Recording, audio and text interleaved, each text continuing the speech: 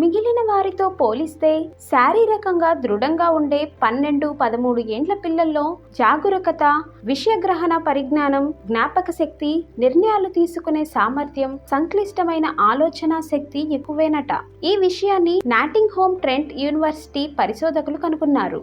వ్యాయామ తరగతికి ముందు, ఆ తరువాత పిల్లలపై చేసిన పరిశోధనలో ఈ విషయం వెల్లడైంది. కాలుష్యంతో క్రియేటివిటీకి చేటు. ఇంట్లో ప్రసరించే గాలి స్వచ్ఛంగా ఉంటేనే మన ఊపిరితిత్తులు ఆరోగ్యంగా ఉంటాయి. అంతేకాదు, మెదడు సృజనాత్మకత కూడా పెరుగుతుందని ఓ అధ్యయనం వెల్లడించింది.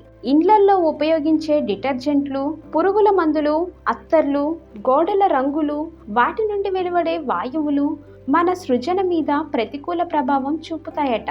వాటి గాఢత తగ్గితే మన సృజనాత్మకత శక్తి పెరుగుతుందని పరిశోధకులు గుర్తించారు. కాబట్టి ఇంటిని ఎంపిక చేసుకునేటప్పుడు ఈ విషయాన్ని గమనంలో ఉంచుకోవాలి. డయాబెటీస్కు ఇంటర్మిటెంట్ ఫాస్టింగ్.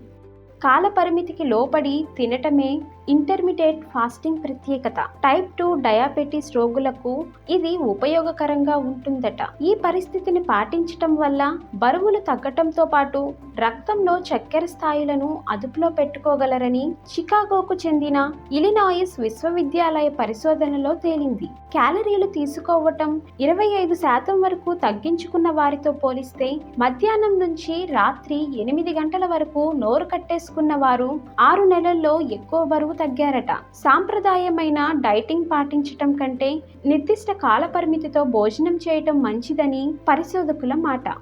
Smart phone కుంగుబాటు. కొరియాకు చెందిన 50,000 మంది కౌమార వయస్కులపై స్మార్ట్ ఫోన్ దుష్ప్రభావాల గురించి ఒక సర్వే చేశారు. వీరిలో రోజుకు 4 గంటల పైగా స్మార్ట్ ఫోన్తో గడిపిన వాళ్ళలో ఒత్తిడి, ఆత్మహత్య ఆలోచనలు ఉన్నట్టు తేలింది. మరో విషయం ఏంటంటే, స్మార్ట్ ఫోన్ అసలే వాడని పిల్లల కంటే దాన్ని రోజు 1-2 గంటలు వాడిన వాళ్ళల్లో తక్కువ మానసిక సమస్యలు ఉన్నాయట. కౌమార బాలబాలికలు స్మార్ట్ ఫోన్ ఎలా వాడాలనే విషయంలో ఈ అధ్యయన ఫలితాలు ఉపయోగపడతాయని అంటున్నారు పరిశోధకులు.